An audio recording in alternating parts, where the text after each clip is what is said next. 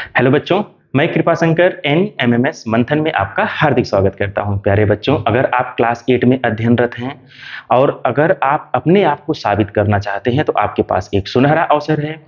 जी हाँ, हम बात कर रहे हैं एक ऐसे एग्जाम की, अगर आप क्वालिफाई कर लेते हैं तो आपको प्रति माह 1000 रुपए के हिसाब से इंटरमीडिएट तक की पढ़ाई के लिए स्कॉलरशिप यानी कि छात्रवृत्ति आपको मिलती रहेगी।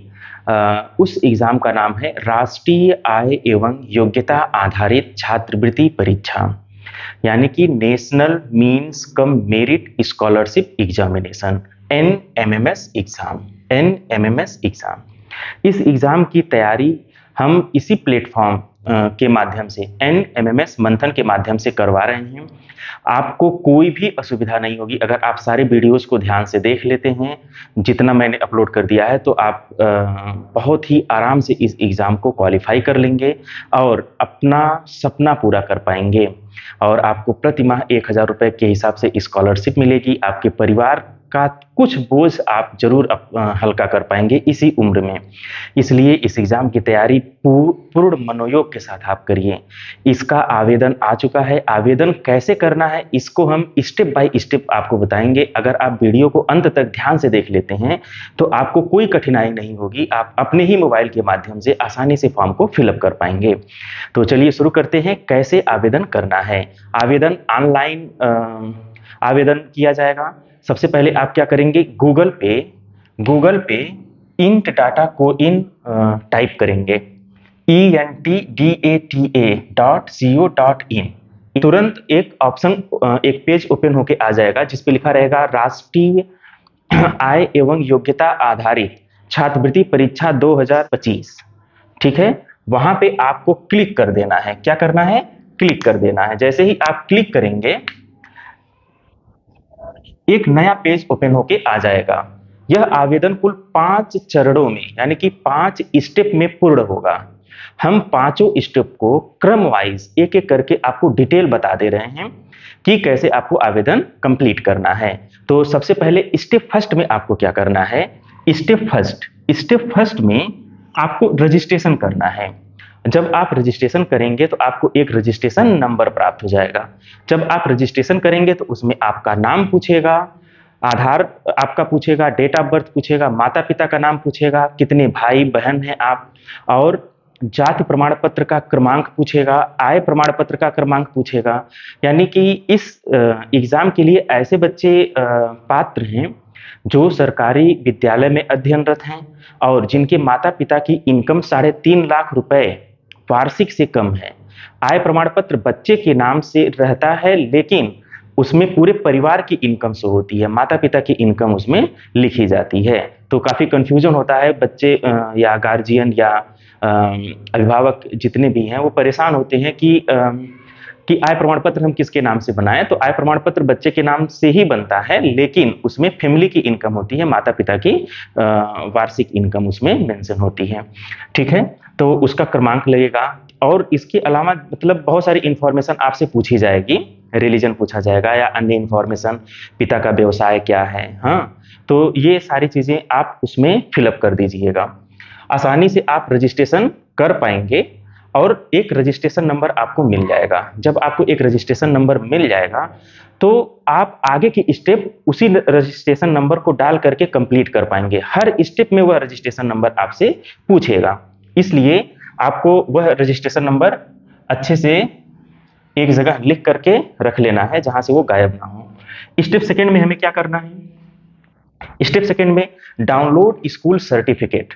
यह एक सर्टिफिकेट आपको डाउनलोड करना है, स्कूल सर्टिफिकेट, जिस पर आपका नाम लिखा रहेगा, क्लास लिखा रहेगा। हाँ, आपको अलग से उसमें क्या करना रहेगा, आप क्लास 7 कक्षा 7 का परसेंटेज आपको उसमें लिखना रहेगा। उसमें ऑप्शन में रहेगा कक्षा 7 का प्रतिशत क्या है। तो जो जो एंट्री फिलअप करना है उसमें आप पहले इसे डाउनलोड कर लीजिएगा और इसका प्रिंट आउट निकलवा लीजिएगा हार्ड कॉपी में। जब इसका प्रिंट आउट निकलवा लीजिएगा उसमें प्रधानाध्यापक का हस्ताक्षर भी लगेगा। देखिए क्या क्या इंफॉर्मेशन उसमें लगेगी। कक्षा 7 का परसेंटेज आपको अपने पास यानी अलग से लिखना है, हेडमास्टर का हस्ताक्षर और बच्चे का हस्ताक्षर और दिनांक आपको लिखना रहता है। तो ये इंफॉर्मेशन आपको अलग से देनी रहेगी और ये डॉक्यूमेंट्स फिर अपलोड भी करना होता है। स्कूल सर्टिफिकेट आपको बाद में अपलोड करना रहेगा। अब स्टेप थर्ड में आपको क्या करना है? स्टेप थर्ड में ध्यान से देखिए, यही जो स्कूल सर्टिफिकेट है जिसपे हेडमास्टर का आपके सिग्नेचर हो जाएगा, प्रधानाध्यापक का सिग्नेचर हुआ रहेगा, उसे आपको अब अपलोड करना है। तो जब आप सर्टिफिकेट अपलोड करिएगा तो वह 90 केबी और 150 केबी के बीच में होना चाहिए। इस चीज का आपको ध्यान रखना है। यहाँ पे काफी गलती होती है, ज्यादातर केस में अभिभावक या बच्चे सर्टिफिकेट अपलोड नहीं कर पाते हैं। तो हम वीडियो के लास्ट में बताएंगे कि कैसे आप आसानी से सर्टिफिकेट अपलोड कर पाएंगे। ठीक है। दूसरे नंबर पे आपको आय प्रमाण पत्र, बच्चे की फोटो और बच्चे का हस्ताक्षर, यानी कि स्टेप थर्ड में ये 4 डॉक्यूमेंट्स आपको अपलोड करने हैं। पहले स्कूल सर्टिफिकेट, जो आप हार्ड कॉपी प्राप्त किए रहेंगे इसको डाउनलोड करने के बाद। दूसरा आय प्रमाण पत्र, फिर बच्चे की फोटो और बच्चे का हस्ताक्षर, ये आपको अपलोड करना है। ये ध्यान रखना है कि आय प्रमाण पत्र भी 90 केबी से 150 केबी के बीच में होना चाहिए। बच्चे की फोटो जो है वो 10 केबी से 30 केबी के बीच में होना चाहिए। हस्ताक्षर 10 केबी से 25 केबी के बीच का होना चाहिए। ठीक है। स्टेप 4 में आपको क्या करना है? जाति प्रमाण पत्र अपलोड करना है। स्टेप 4 में आपको जाति प्रमाण पत्र अपलोड करना है। अगर कोई बच्चा दिव्यांग है तो दिव्यांग प्रमाण पत्र भी होता है, उसको अपलोड करना है। स्वतंत्रता संग्राम सेनानी से संबंधित कोई प्रमाण पत्र है तो आपको उसको अपलोड करना होता है, अमूमन नहीं होता है तो इसको आप छोड़ दीजिए। दिव्यांगता वाला अगर केस नहीं है तो इसको भी छोड़ दीजिएगा। और ऐसे बच्चे जो जनरल कास्ट के हैं, यानी कि जो जनरल से बिलोंग करते हैं, उनको जाति प्रमाण पत्र भी अपलोड नहीं करना है। ठीक है। और लास्ट स्टेप क्या होता है? लास्ट स्टेप में कुछ करना नहीं होता है, इसमें फाइनल प्रिंट का ऑप्शन रहता है। तो फाइनल प्रिंट पे आप का ऑप्शन आएगा, तुरंत आप फाइनल प्रिंट करिएगा और उसे डाउनलोड करके प्रिंट आउट जरूर निकलवा लीजिएगा। एक प्रिंट आउट आप अपने पास रखिएगा और एक जहां आप जिस स्कूल में आप पढ़ रहे हैं वो आपके हेडमास्टर को भी दे दीजिएगा। 2 प्रिंट आउट आप निकलवा लीजिएगा। हालांकि प्रिंट आउट की आवश्यकता नहीं होती है, फिर भी आप अपने रिकॉर्ड के लिए इस प्रिंट आउट को जरूर निकलवा लीजिएगा, तो आपका आवेदन कंप्लीट माना जाएगा। तो इस तरह से कुल कितने स्टेप में है? सिर्फ 5 स्टेप ही आपको ध्यान देना है। 5 स्टेप आप अच्छे से कंप्लीट कर लीजिएगा। हाँ, इसमें जो मेन बात हमें बतानी थी, कैसे आप फोटो रिसाइज करेंगे, कैसे आप जो भी फोटो क्लिक किए रहते हैं वो 150 केबी से ज्यादा का होता है, तो फोटो रिसाइज कैसे करेंगे? आप प्ले स्टोर पे जाइएगा, photo and picture resizer app download कर लीजिएगा। यह दिखने में कैसा लगता है? ये इस तरह से, इस बॉक्स की तरह से होगा, स्क्वायर बॉक्स की तरह से, और इसमें एक एरो बना रहता है। ठीक है, ब्लू कलर का ऐसे रहेगा। आप आराम से इसको डाउनलोड कर लीजिएगा। और जब आप इसे डाउनलोड कर लेंगे, कोई भी प्रमाण पत्र जिसे आपको अपलोड करना है, आप पहले प्रमाण फोटो खींचेंगे और उसको आप सेलेक्ट करेंगे, शेयर पे जाएंगे। शेयर पे जाएंगे तो ये ऑप्शन आपको दिख जाएगा। इसी ऐप पर जाइए और वहां पे कुछ परसेंटेज लिखा रहता है, तो 20%, 25%, 30%, 50% आवश्यकता के अनुसार आप परसेंटेज डालेंगे तो उतना वो रिसाइज कर देता है। ठीक है, उतना वो कम कर देता है। और जैसे ही रिसाइज हो जाए तो उसे जो है आप फिर आपके गैलरी में या फिर फाइल में सेव हो गया रहता है।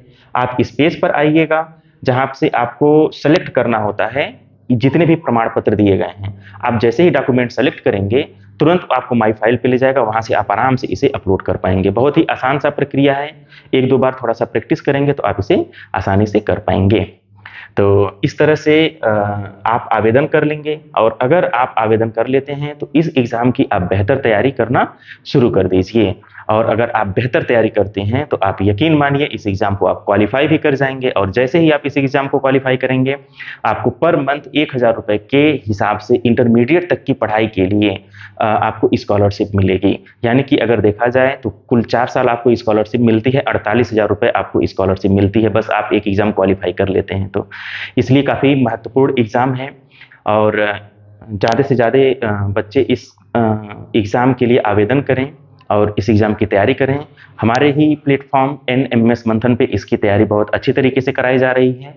आप चैनल को अवश्य सब्सक्राइब कर लीजिएगा, जिससे आप अपनी तैयारी को और गति दे पाएँ। Okay, thank you. आप इसका स्क्रीनशॉट भी ले सकते हैं।